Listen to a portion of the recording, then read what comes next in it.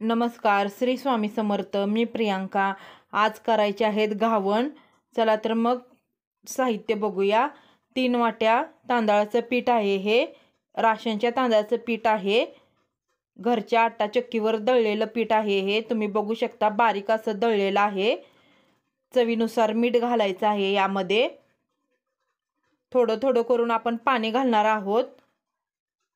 घावणचं पीठ बनवताना असं थोडं थोडं करून पाणी घालायचं आहे. यामध्ये जास्त असं एकदम पाणी घातल्यानंतर पिठाच्या गुठळ्या होतात.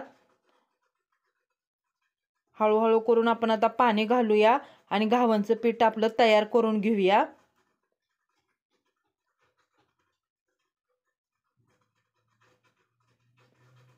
तांदूळ आपण भिजत घातलेला नव्हता, डायरेक्ट आपण दळलेला आहे. हा तांदूळ रेशनचा तांदूळ आहे.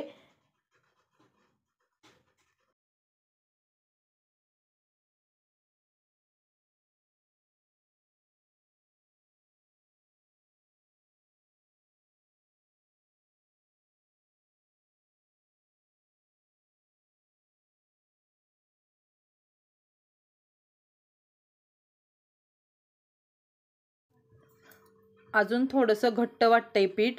अजून थोडं पाणी घालूया यामध्ये. तुम्ही बघू शकता आपलं पीठ कसं झालेलं आहे. ते असं पीठ असावं. जास्तही घट्ट नको, जास्तही पातळ नको. गॅसवर पॅन गरम करून घ्यायचा. तेल घालायचं आहे यावर. पॅनला आपण छान असं उलटण्यानं तेल लावून घेऊया. याऐवजी कांद्यानं सुद्धा तेल लावतात घावण बनवताना. आता आपण पीठ घालूया घावणचं. तुम्ही बघू शकता, पीठ घालताना सुद्धा तव्यावर एका साईडने असं घालत यायचं आहे.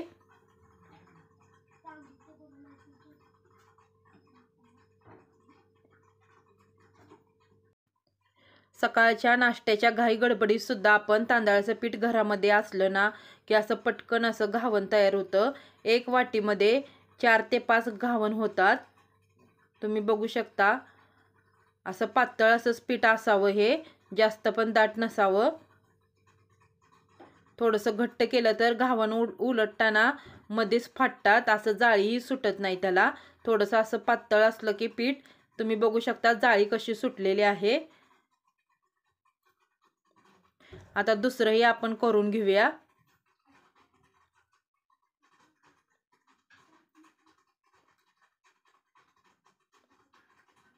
घावण घालताना आपण एक साईडनं असं पॅनवर घालून घ्यायचं आहे घावणचं पीठ.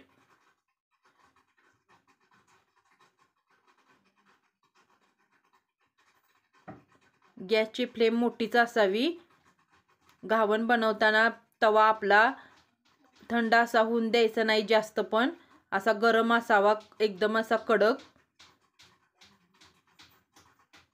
तुम्ही बघू शकता छान असे घावण आपले कसे झालेले आहेत.